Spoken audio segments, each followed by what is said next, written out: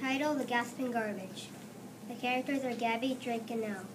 I'm Mary, and I'm gonna be Drake and the narrator.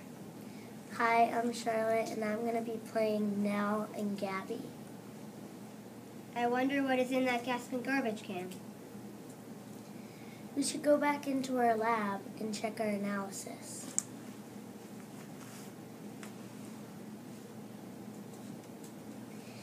Bye, and thank you for your relentless determination. Setting in the scientist's lab. It was in front of a heater, and the precise temperature was 87 degrees Fahrenheit. And the garbage can sounds hollow, too. I think we have our answer now. Setting back at Gabby's house. Have you found out what's in that gasping garbage can? Yes, we think it is yeast from your dad's bakery. I thought it was going to be much more interesting than that. Thanks, I guess. You're welcome, and sorry that it wasn't that interesting.